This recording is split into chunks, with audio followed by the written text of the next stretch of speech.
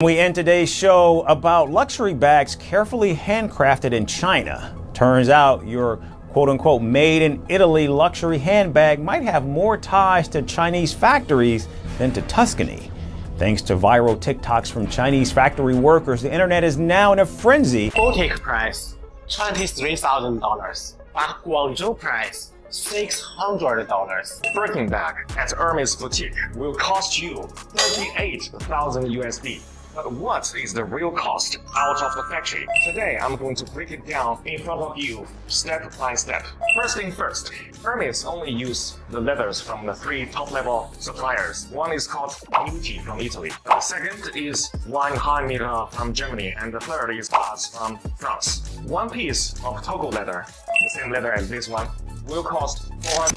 You recognize this style, this bag? Of course you do. For the past more than 30 years, we have been OEM factory for most of the luxury brands around the world. Gucci, Prada, Coach, Louis. What if I told you the luxury bag sitting in a glass case, guarded by velvet ropes and priced like a used car, may have been stitched in the same factory that mass produces knockoffs? This isn't a conspiracy theory. It's a reality that's shaken the fashion world to its core. And the source of this chaos? Not a TikToker, not a whistleblowing employee, but the very factories that allegedly make these bags. Hermès, the crown jewel of elite fashion, home of the legendary Birkin and Kelly bags, is facing its biggest scandal in decades. And it's not just about overpriced leather. It's about deception, illusion, and a luxury fantasy that may have been built on lies. Because the people who claim to actually make these bags, they're not French artisans sipping espresso in Parisian workshops. They're Chinese manufacturers, and they've stepped out of the shadows with footage, facts, and fury.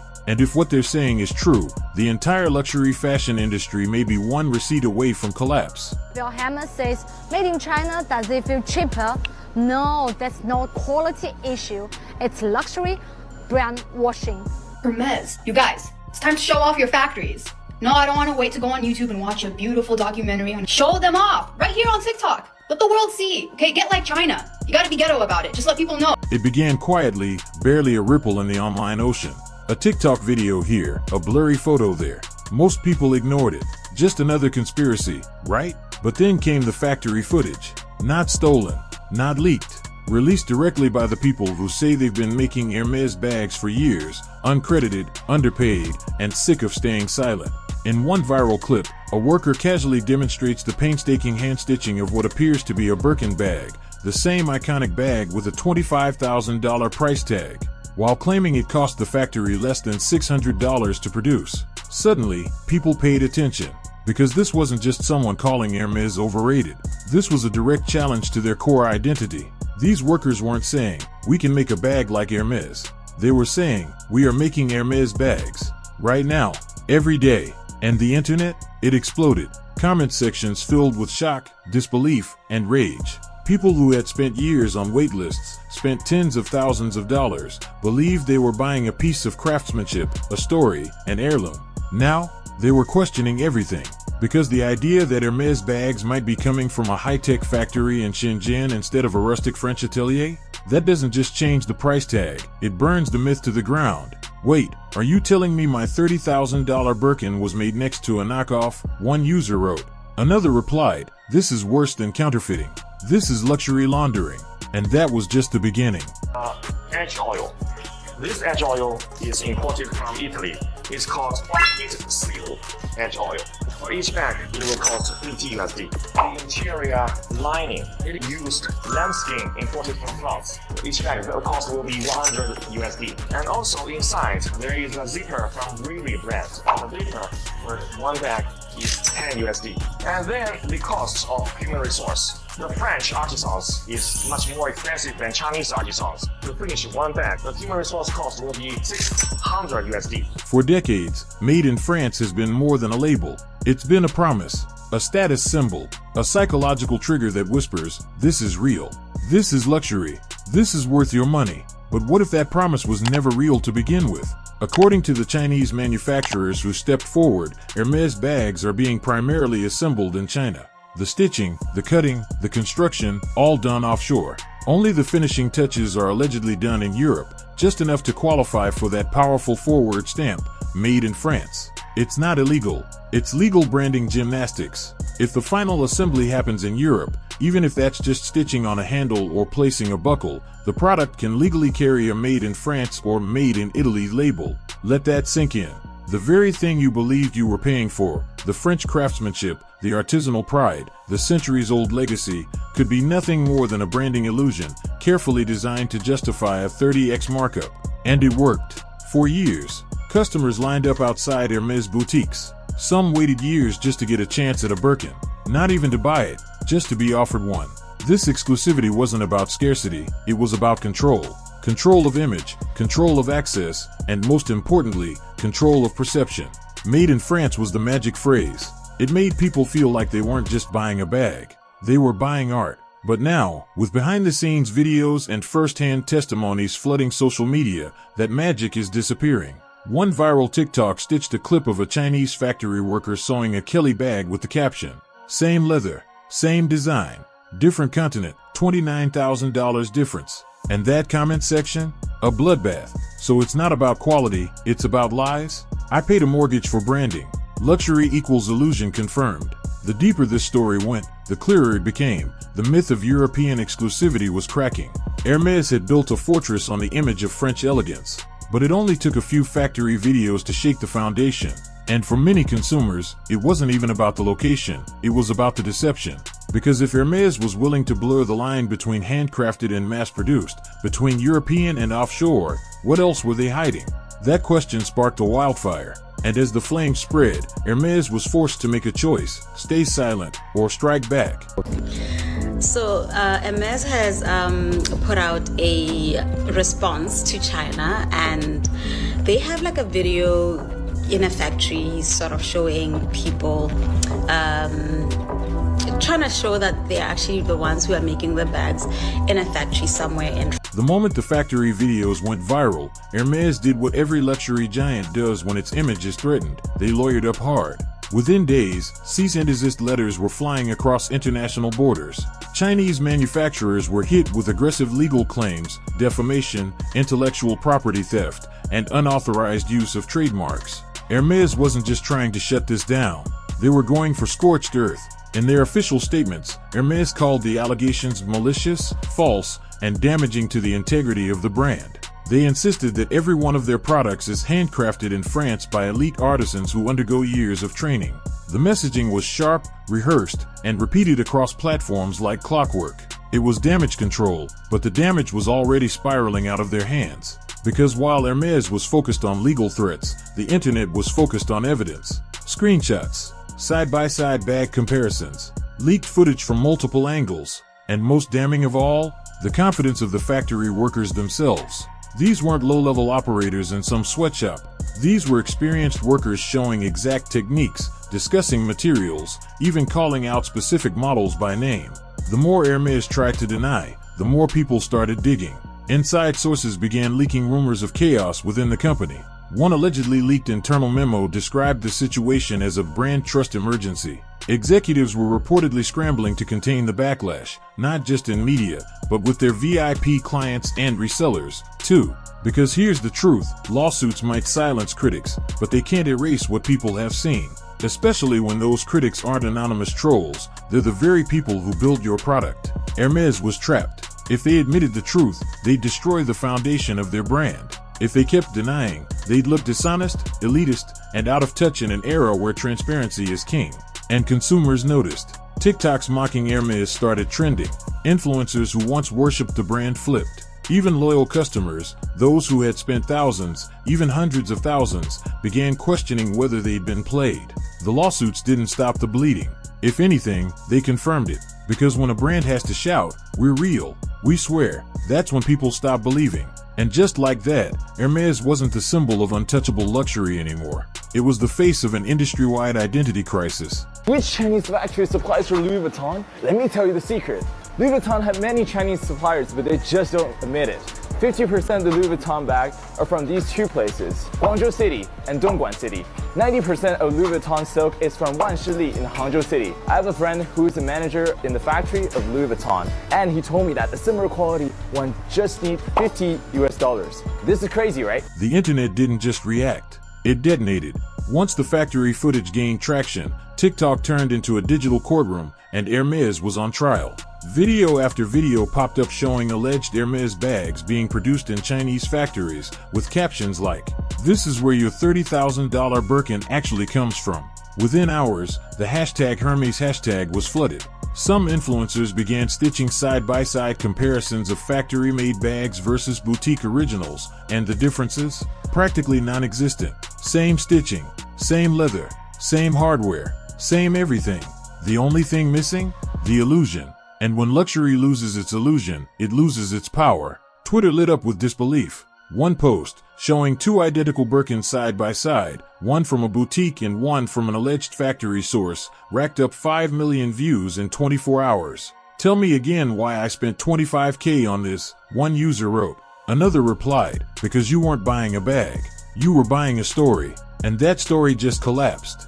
Reddit wasn't any kinder. Luxury fashion forums that once obsessively debated leather grades and stitch counts were now hosting full-blown consumer uprisings. Threads titled, "Did we all get scammed? The Fall of Hermès, Live Updates. Burn your receipts, it's over." Even influencers who had previously flaunted their Hermès collections, posting unboxings, bragging about waitlists, flexing exclusive colors, started deleting videos. Some switched sides entirely, uploading rants about feeling duped, embarrassed, even violated. Because this wasn't just a brand misstep. This felt personal. People weren't mad just because they overpaid. They were mad because they believed. They believed in the craftsmanship, in the myth of the artisan, in the romance of French luxury passed down through generations. And now they were being told that same craftsmanship might have come from a factory floor in Shenzhen. And it wasn't just about the bags anymore. This scandal cracked open a bigger, uglier question. What else in the luxury world is fake? Once that door opened, there was no closing it. And while Hermès tried to sweep the story under the rug, the algorithm had other plans. Videos kept trending, posts kept going viral, receipts kept surfacing. Because when outrage meets evidence, that's a wildfire no brand can control. The internet outrage was loud, but the financial fallout? That was deafening. In the world of luxury fashion, Hermès bags aren't just accessories, they're assets. Birkins and Kellys are treated like investment pieces, often fetching more on the resale market than they did brand new. Some buyers don't even remove the packaging. They lock these bags in safes like blue chip stocks or Rolex watches. But that all hinges on one thing, trust. And after this scandal, that trust collapsed like a house of cards. The resale market started trembling within days. Then it cracked. Consignment platforms, auction houses, and high-end resellers began to panic. Not publicly, of course. Not yet. But behind the scenes, quiet chaos. Some began pulling Hermès listings without explanation. Others issued internal memos, instructing staff to review authenticity protocols. Code 4, we don't know what's real anymore. One luxury reseller, previously a proud Hermès partner, allegedly paused all new Birkin intakes while they scrambled to verify the origin of their current inventory. Because if bags made in overseas factories are visually identical to boutique versions, how do you tell them apart? Spoiler, in many cases, you can't. And if you can't verify authenticity, you can't justify the price. Collectors, some who had spent six figures over the years, started asking brutal questions. How do I know my $38,000 Kelly wasn't from a Chinese production line? What happens to the value if this isn't authentic craftsmanship? Did I buy a legacy or a lie? Even worse, insurance providers began to take notice. Some luxury bag owners, fearing massive devaluation, called their insurers to reassess coverage. A few were told that if Hermès couldn't definitively prove origin, the claim value might drop. Because when the line between real and replica blurs, everything becomes questionable. And let's not forget, this hit the buyers hard, but it hit the flippers harder. Thousands of resellers who built side hustles flipping Hermès bags were suddenly holding stock that looked toxic. Buyers ghosted, offers dried up, prices dipped, sometimes by thousands. And Hermès? They kept insisting everything was under control, that every bag was handcrafted in France, that the lawsuits would prove it. But in the world of luxury, perception is everything. And once people start to believe your exclusivity is a lie, your price tag becomes a joke. One reseller tweeted, "I've made $300,000 flipping Birkins. This week, I can't sell one at retail." Another wrote, "Trust is gone." And that's fatal in this game, because luxury isn't just about leather, it's about legend. And the Hermès legend? It was bleeding out in real time. Hermès might have been the first brand to get hit, but it didn't take long for the shockwaves to ripple across the luxury world. Because once people started questioning Hermès, they began looking at everyone else. Suddenly, whispers turned into accusations. Posts emerged about Prada, claiming that parts of their bags were stitched in the exact same Chinese factories, only to be shipped to Italy for a quick tag and a marketing makeover.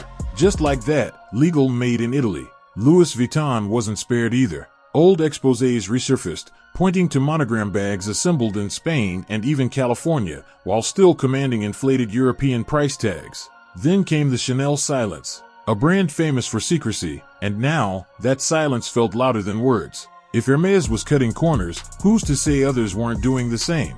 What made things worse were alleged factory workers claiming they'd worked for multiple high-end labels. Same materials, same machines, same techniques, only the logos changed.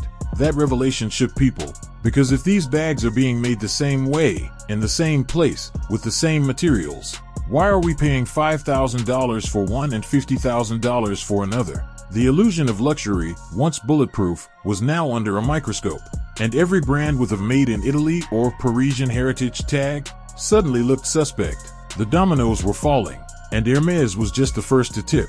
For decades, luxury brands have sold more than just products. They've sold stories. The story of the Parisian artisan, the story of legacy, the story of rarity.